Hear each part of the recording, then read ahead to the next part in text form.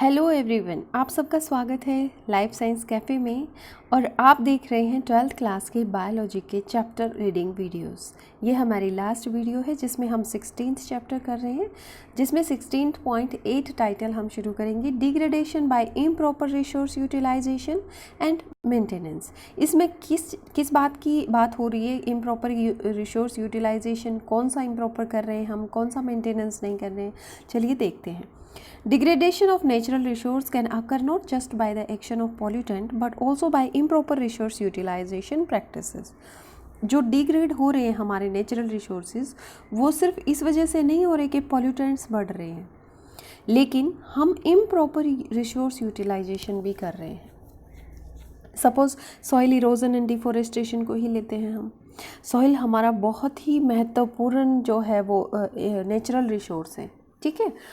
The development of fertile top soil takes centuries. जो हमारी top fertile layer बनती है उसको सालों साल लग जाते हैं, लेकिन इसको रिमूव कर सकते हैं हम आसानी से ह्यूमन एक्टिविटीज़ से, जैसे ओवर कल्टीवेशन। एक ही एरिया को हम बार बार कल्टीवेट कर रहे हैं, क्रॉप उगा रहे हैं, या अनरेस्ट्रिक्टेड ग्रेजिंग, पशु चर रहे हैं, मतलब कोई रोक टोक नहीं है किस तरह से, पौधों को ग्रो करने का टाइम भी नहीं मिलता। और डिफोरेस्टेशन, जो हम पेड़ों को काटे जा रहे हैं वो भी इरोजन करते हैं।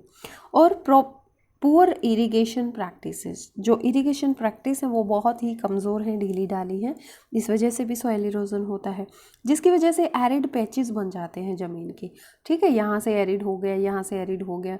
अब ये जो पैचेस मिलते हैं टाइम के साथ पहले ये एक्सटेंड होते हैं, बढ़ते जाते हैं, ठीक है, इस तरह से। और जब ये मिल जाते हैं तो वहाँ पे क्या बन जाता है? डेजर्ट बन जाता है। किसके मिलने से? एरिड पैचेस की वजह से। एरिड पैचेस किस वजह से होते हैं? जो हमारी एक्टिविटीज़ होती हैं, जिसका हमने अभी जिक्र किया, उनकी वजह से ये पैचेस बनते हैं। जब ये मिलते हैं तो डेजर्ट बन जाता है, रेगिस्तान बन जाता है। Internationally it has been recognised that desertification is a major problem nowadays, particularly due to increasing urbanization। जो शहरीकरण हो रहा है उसकी वजह से हमारे डेजर्ट बन रहे हैं, ठीक है। हम क्या कर रहे हैं? इंटरनेशनली ये प्रॉब्लम बन गई है, ये सिर्फ हमारे लिए, हमारे देश में ही नहीं है। तो उसकी वजह से ये क्या हो गया है कि हम लोग काटे जा रहे हैं फसलों को, हम ज़मीन को, जो हमारी फर्टाइल लेयर है उसकी चिंता करे बगैर हम वहाँ पे घर बनाना शुरू कर रहे हैं, ठीक है। जिसकी वजह से क्या हो गया है, जो हमारी कम ज़मीन बच गई है, जो उपजाऊ भूमि जो बहुत कम बच गई है, बार बार हम उसे ओवर कल्टीवेट करते हैं, बार बार कल्टीवेट करते हैं, उसे टाइम ही नहीं दे पाते कि वो एक साल बीच में एक सीज़न जो है छूट जाए और उसकी जो फर्टिलिटी है वो मेंटेन हो जाए। दूसरा है water logging and soil salinity. ये क्या होता है? वाटर लॉगिंग किस तरह से होती है? Irrigation without proper drainage of water leads to water logging in the soil. अगर हम प्रॉपर ड्रेनेज सिस्टम नहीं है हमारे सॉइल में और उसे इरिगेट किए जा रहे हैं तो वाटर लॉग्ड हो जाता है, वाटर इकट्ठा हो जाता है सॉइल में। Beside affecting the crop, water logging draws salt to the surface of the soil. ये क्रॉप को तो असर करता ही है, साथ में ये ज़मीन से जो नमक होता है उसको भी ऊपर उठा लेता है। और ये सॉल्ट क्या करता है? थिन क्रस्ट के फॉर्म में जमा हो जाता है ज़मीन के सरफेस पे, और कलेक्ट भी होना शुरू हो जाता है। जो रूट्स हैं प्लांट की उनमें कलेक्ट होना शुरू हो जाता है। जो सॉल्ट कंटेंट इंक्रीज हो जाता है, ये क्या है? ये विरोध करता है, ये इनिमिकल है। किसके लिए? जो हमारी क्रॉप की ग्रोथ है, ये एक्सट्रीमली डैमेज करता है एग्रीकल्चर को, ठीक है। तो water logging problem soil salinity को भी बढ़ाता है। Water logging and soil salinity are some of the problems that have come to wake of green revolution. इन्हीं प्रॉब्लम्स की वजह से ग्रीन रिवोल्यूशन के बारे में सोचा और वो तब हमारे मतलब साइंटिस्ट ने ग्रीन रिवोल्यूशन किया। उसके बाद पढ़ते हैं डिफोरेस्टेशन। डिफोरेस्टेशन में आप बहुत ही अच्छी, मतलब इतनी अच्छी आप बात सुनेंगे कि आप खुद सोचेंगे कि काश हम भी ऐसा कुछ कर पाते, ठीक है। इसमें बिश्नोई समाज का बहुत ज़्यादा योगदान है डिफोरेस्टेशन में। डिफोरेस्टेशन क्या है? कंजर्वेशन है फॉरेस्ट का, बचाव है फॉरेस्ट एरिया का। जो नॉन फॉरेस्टेड एरिया कन्वर्जन है फॉरेस्टेड एरिया का नॉन फॉरेस्टेड वंस में। जो किस तरह से कन्वर्ट कर रहे हैं फॉरेस्ट एरिया को नॉन फॉरेस्टेड एरिया में? पेड़ काटे जा रहे हैं, लोग पेड़ काट रहे हैं, सबको पेड़ चाहिए, लगाने वाला कोई भी नहीं है। एक एस्टिमेट के अकॉर्डिंग 40% जो फॉरेस्ट होते हैं have been lost in the tropics compare to 1% in the temperate region, इतना 40% जो है लॉस हो गया है ट्रॉपिक रीजन्स में, और जो 1% है वो टेम्परेट रीजन में फॉरेस्ट ख़त्म हुए हैं। The present scenario of deforestation is particularly grim in India, जो प्रेजेंट स्नेरियो है जो अभी है ये भयंकर, मतलब सबसे ज़्यादा ये कहाँ है, ये विकट संकट सिर्फ इंडिया में ही है, ठीक है। At the beginning of the 20th century, forest covered about 30% of the land of the India. 20th century की स्टार्टिंग में 30% क्या थे, हमारे फॉरेस्ट ही थे इंडिया में। उसके बाद क्या हुआ, by the end of the century it shrinks to 19.4%। Last में कितना हो गया, 20th सेंचुरी के एंड में ये 19% रह गया बस। Where the national forest policy of India has recommended 33% forest over for the plains and 67% for the hills. जो हमारी नेशनल पॉलिसीज़ है ना, जो किसी काम की नहीं है, उन्होंने रिकमेंड किया कि इतने फॉरेस्ट 33 फॉरेस्ट जो हैं वो प्लेन्स में और 67% हिली एरिया में होने चाहिए। How does deforestation occur, deforestation कैसे हुआ, a number of human activities contribute to it, हमारी जो ह्यूमन एक्टिविटी है फिर से वो हमारे आड़े आ रही हैं और हमारे फॉरेस्ट को नुकसान कर रही हैं। One of the major resource is the conservation of forest to agricultural land so as to feed the growing human population। हम क्या कर रहे हैं, फॉरेस्ट की ज़मीन को एग्रीकल्चर में कन्वर्ट कर रहे हैं। उसको कैसे करेंगे, पहले पेड़ काटेंगे, फिर उससे हमारा एग्रीकल्चर शुरू होगा, फिर हम ह्यूमन पॉपुलेशन को खाना खिलाएंगे, ठीक है। ट्री जो हैं एक्स्ड फॉर टिम्बर, जो पेड़ों को काटा क्यों जा रहा है, पहले टिम्बर के लिए, ठीक है, फायरवुड के लिए, कैटल रेंचिंग के लिए और अदर बहुत सारे ऐसे पर्पजेज़ हैं जिसके लिए इनको काटा जाता है, ठीक है। पशुपालन के लिए ये सब आते हैं। इसमें trash and burn agriculture commonly called झूम कल्टीवेशन, ये एग्जाम में आता है। झूम कल्टीवेशन क्या होता है, नॉर्थ ईस्टर्न स्टेट है जो इंडिया का हैज़ कंट्रीब्यूटेड टू डिफॉरेस्टेशन। जो डिफॉरेस्टेशन में नॉर्थ जो एरिया है हमारा, उसने बहुत ज़्यादा, नॉर्थ ईस्टर्न एरिया ने बहुत ज़्यादा कंट्रीब्यूट किया है कि हमारे पेड़ काटे जाएं और हम वहाँ पे झूम कल्टीवेशन करें। झूम कल्टीवेशन क्या होता है, इसमें एक स्लैश एंड बर्न एग्रीकल्चर भी इसको बोलते हैं। फार्मर्स क्या करते हैं, पेड़ों को काट देते हैं जंगलों से और उसे, जो बाकी के पेड़ बच जाते हैं उसे जला देते हैं। जो ऐश बचता है, जो राख बचती है, उसे फर्टिलाइज़र की तरह यूज़ करते हैं और इस लैंड पे फिर फार्मिंग करते हैं या कैटल ग्रेजिंग करते हैं, जो अपने काम के लिए इस्तेमाल करते हैं। तो इससे क्या हो रहा है, अल्टीमेटली पेड़ कट रहे हैं, हमारा डिफॉरेस्टेशन ही हो रहा है। After cultivation area is left for several years, cultivation कर लिया, अब उसे कुछ साल के लिए छोड़ दो ताकि उसके जो न्यूट्रिएंट्स हैं वो फिर से रिकवर हो जाएं। उसके बाद वो छोड़ देते हैं, फिर दूसरे एरिया को पकड़ते हैं और वहाँ पे सेम करते हैं, वहाँ से पेड़ काटते हैं और अपना क्रॉप ग्रो करते हैं, फिर उसे छोड़ देते हैं। Farmers then move to the other area and repeat this process. In earlier days when jhum cultivation was prevalence, जब स्टार्टिंग में जब झूम कल्टीवेशन क्या थी, झूम कल्टीवेशन का प्रचार हुआ, फैलाव हुआ, enough time gap was given such that the land recovered from the effect of cultivation, बहुत ज़्यादा टाइम दिया जाता था कि उसको, उस ज़मीन को रिकवर होने का टाइम मिल सके। विद इंक्रीजिंग पॉपुलेशन, फिर से ये पॉपुलेशन बढ़ रही है और रिपीट हो रहा है कल्टीवेशन, ठीक है। This recovery phase is done away with the resulting in deforestation, इस फेज़ को उन्होंने ख़त्म कर दिया और ज़्यादा डिफॉरेस्टेशन करना शुरू कर दिया।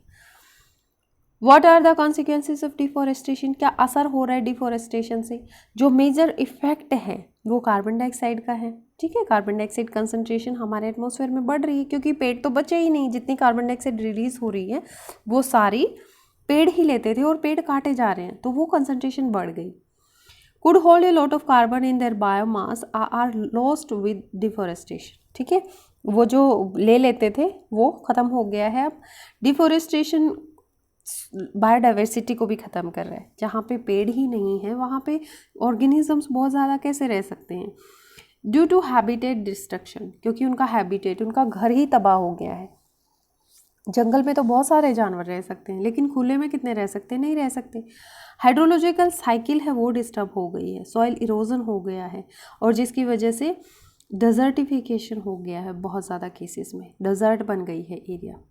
रिफॉरेस्टेशन क्या होता है? रिफॉरेस्टेशन एक ऐसी प्रोसेस है जिसमें हम रिस्टोर करते हैं फॉरेस्ट को, फिर से लगाते हैं, that once existed but was removed at some point of time in the past, जो कभी था लेकिन वहाँ से हटा दिया गया पास्ट में। रिफॉरेस्टेशन नेचुरली भी हो सकता है, डिफॉरेस्टेड एरिया में नेचुरली भी हो सकता है, लेकिन हम करेंगे तो ज़्यादा जल्दी होगा।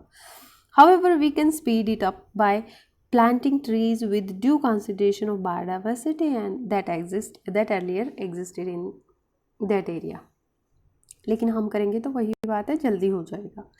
केस स्टडी है peoples participation in conservation of forest. ये चीज़ है जो आपको बहुत ज़्यादा मोटिवेट करने वाली है। एक केस स्टडी है जिसमें लोगों का सहयोग की बात की गई है, ठीक है, कि लोगों ने क्या क्या योगदान दिए पौधों को बचाने के लिए, जंगलों को बचाने के लिए, पेड़ों को बचाने के लिए। Has long history in India, people's participation has a long history in India, बहुत लंबी हिस्ट्री है इंडिया में। 1731 में king of Jodhpur in Rajasthan asked one of his ministers to arrange wood for construction a new palace. The minister and worker went to forest near the village inhabited by Bishnois, ठीक है, to cut down trees. The Bishnoi community is known for its peaceful coexistence with nature. क्या हुआ कि जो राजा थे जोधपुर के राजस्थान में, उन्होंने अपने मिनिस्टर से कहा कि लकड़ियाँ अरेंज करवाओ, हमें एक नया महल बनाना है। वो मिनिस्टर अपने वर्कर्स के साथ फॉरेस्ट में गए, जो पास के गांव के पास पड़ता था वो फॉरेस्ट, जिस गांव में बिश्नोई रहते थे, बिश्नोई समाज जिसमें रहता था, और वो लकड़ियां काटने के लिए पहुंच गए। बिश्नोई कम्युनिटी अपने पीसफुल को एग्जिस्टेंस, मतलब अपने नेचर के साथ बहुत पीसफुली रहते हैं, ये कोई नुकसान नहीं करते उसको, और इसी बात के लिए ये सबसे ज़्यादा जाने जाते हैं। The efforts to cut down trees by the king was थॉटेड बाय बिश्नोइज। बिश्नोइज ने क्या किया, उनको हटा दिया, फेंक दिया वहाँ से एक तरह से। Bishnoi women Amrita Devi showed exemplary course, example की तरह उसको यूज़ किया जाता है। और बिश्नोई जो वुमेन थी अमृता देवी, ठीक है, वो सच में देवी थी। देखिए उस ज़माने में उनको ये पता था कि ये फॉरेस्ट हमारे लिए क्या काम करते हैं, जो आज की औरतों को भी नहीं पता, एजुकेटेड होने के बाद भी कुछ नहीं कर सकते। उन्होंने बहुत ज़्यादा कॉरेज दिखाया, एग्जाम्पल उनका लिया जाता है। उन्होंने क्या किया, हक किया ट्रीज़ को, लिपट गए उनसे इस तरह से चिपक गए कि जो राजा के आदमी थे उनकी हिम्मत नहीं हुई कि वो फॉरेस्ट की ट्रीज़ को काट सके। Tree mattered much more to her than her own life, उसके लिए वो पेड़ उसकी अपनी ज़िंदगी से भी ज़्यादा मायने रखते थे।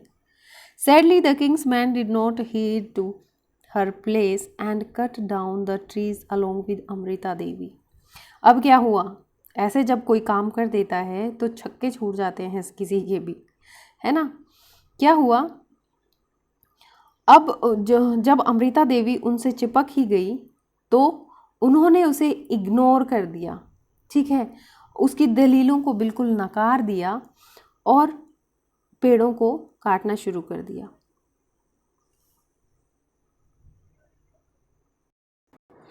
अब राजा के जो आदमी थे उन्होंने उसकी दलीलों को, उसकी जो दलीलें थी उनको इग्नोर नहीं किया और उसने पेड़ों को काटना शुरू कर दिया। साथ में क्या हुआ, जो अमृता देवी की 3 बेटियां थी और भी अदर बिश्नोई जो फैमिलीज़ थी, उन्होंने भी अमृता देवी को फॉलो किया और अपनी ज़िंदगियां दे दी।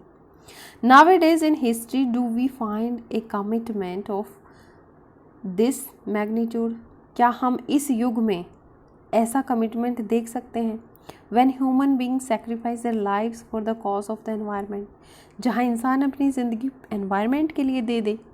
Government of India has recently instituted the Amrita Devi Bishnoi Wildlife Protection Award for individuals or communities from rural areas that have shown extraordinary courage and dedication in protecting wildlife. हमारी महान देश की महान सरकार ने फिर क्या किया, उन्होंने एक एक्ट बनाया, एक अवार्ड बनाया, Amrita Devi Bishnoi wildlife protection award, जो उन सब लोगों को दिया जाता है जो रूरल एरिया में जो बहुत ज़्यादा साहस दिखाते हैं, डेडिकेशन दिखाते हैं वाइल्ड लाइफ को प्रोटेक्ट करने में।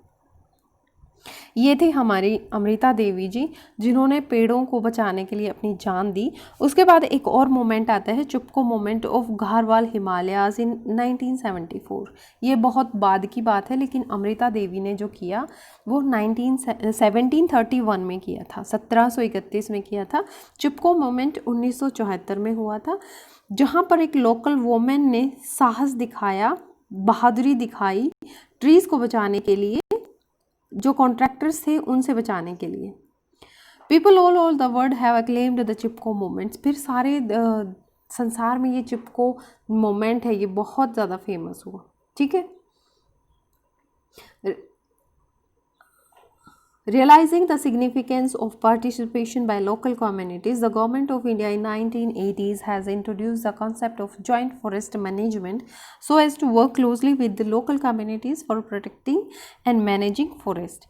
अब क्या किया, गवर्नमेंट को भी ये इसका महसूस हुआ कि जो सिग्निफिकेंस है कि लोगों को पार्टिसिपेट करना चाहिए, लोकल कम्युनिटीज़ को की हेल्प से ये करना चाहिए। गवर्नमेंट ने 1980s में एक कॉन्सेप्ट इंट्रोड्यूस किया जो था जॉइंट फॉरेस्ट मैनेजमेंट। ठीक है, इसमें लोकल कम्युनिटीज़ के साथ जो है फॉरेस्ट मैनेजमेंट जो काम करती है, उसी कॉन्सेप्ट को जॉइंट फॉरेस्ट मैनेजमेंट कहा गया। ठीक है, इसमें क्या था, वो फॉरेस्ट को मैनेज करते थे, उनसे मतलब जो सर्विसेज ले सकते थे वो कम्युनिटी वाले, गांव वाले कह सकते हो। क्या क्या बेनिफिट उनको मिल रहा था, फ्रूट्स, गम्स, रबर्स, मेडिसिन, वो लोग कर सकते थे, उसका बेनिफिट ले सकते थे, लेकिन ऐसे नुकसान नहीं करते थे वो लोग। ठीक है, वो जॉइंट फॉरेस्ट मैनेजमेंट उन्होंने एक कॉन्सेप्ट दिया। एंड दस the forest can be conserved in the sustainable manner. इस तरह से फॉरेस्ट को सस्टेनेबल मैनर में कंजर्व किया जा सकता था, बचाया जा सकता था। हमारे इस वीडियो में सिर्फ इतना ही, लास्ट में हम समरी करेंगे। Thank you for watching life science cafe.